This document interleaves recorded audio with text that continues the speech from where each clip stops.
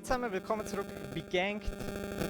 Wir sind jetzt so beim Red Bull Uneverse Bootcamp. Ich habe so die KiraKira bei mir. Das Interview machen wir zu Englisch, weil ich kann nicht so gut Schweizerdeutsch. So Kira, how you doing, man? How you feeling? I'm fine, and you? I'm good. Thank you very much. So a lot of people know you because of your ISEF Go for Gold. As I feel like everybody in Switzerland is a big fan of you. So how do you feel about that?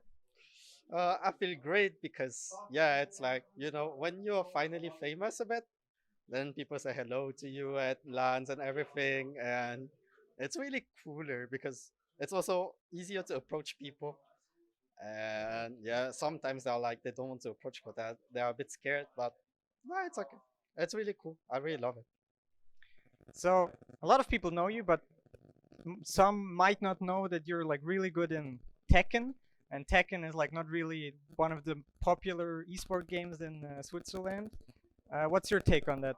How did you even came to be like a good Tekken player instead of something else? So I always used to play Tekken, like Tekken 3 with my friends. Tekken 5 DR was when I was like before high school.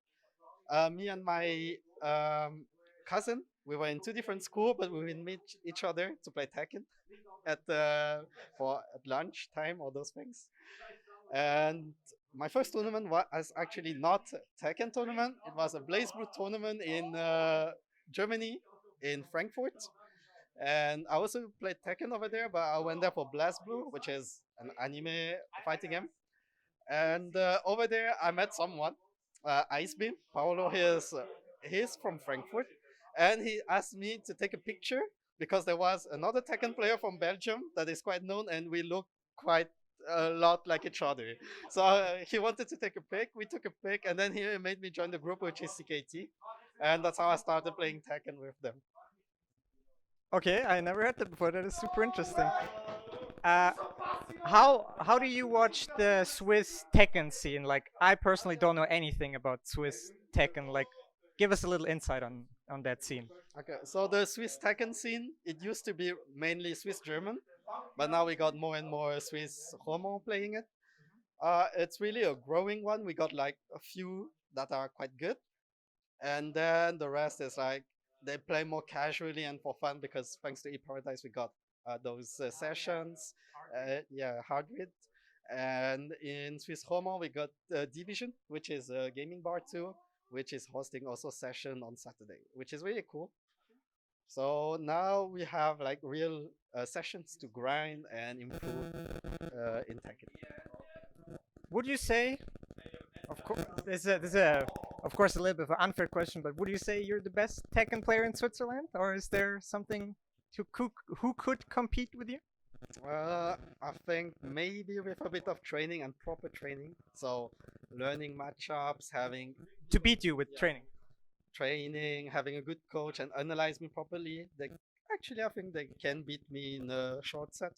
But I think in long sets and experience I have more than most. So it plays a big role because in tournament you don't just watch if I beat someone, but if I can beat everyone.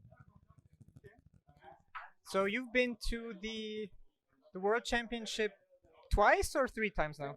Three times. So tell us a little bit about that experience. How does like how what I'm interested about how did it change from like year to year from like is there something that changed over the years? Did they like improve or what's like that experience? So for me, the tournaments, the best one was the second one. So the first one was in Korea in Busan, the second one in Taiwan, and the third one in Korea in Seoul this time. Yeah, that's in Busan, the first one. And the funny thing is, I think the event it went like the first one was okay-ish, not that well organized, I would say, if you compare to normal Tekken events, but it's a mixed game because ISF is not only Tekken, there is League, there's sometimes CSGO, this time there was Dota. So with PCs, PS4, and all those setups, it's hard to put it in one room. But that's what they did. But it's like for Tekken, the first year we had like only 8 station to play, and they didn't have DLCs and everything. So I think that the tournament wasn't that well run, but the trip was really fun. Then Taiwan was like, I think God tier, one of the best tournaments I went in my life. Like the event was really good, the activities, the tournament itself, how much time we could play, and what they provided, food, drinks, everything. So that one was really God tier. And this one for Seoul was a bit catastrophic, but it's like the trip was really worth it. But the tournament was like we had only two stations for 50 players, so we had no warm up. I had to wait a lot, but at the same time, I could play with people from other countries like that I never visit, like Japan and those. So that's a good side. And so currently you're playing for mYinsanity with the, as you can see, with. Okay. Yeah, you play for mYinsanity, and how did you? How did that happen? Did they approach you? Did you approach them? How did that came to be? So that's I went first. Neutic Gaming wanted me in the team, so they are a Fribourg organization.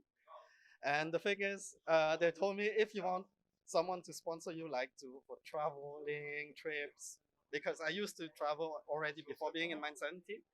They told me, yeah, you should try to approach mYinsanity because they are more professional.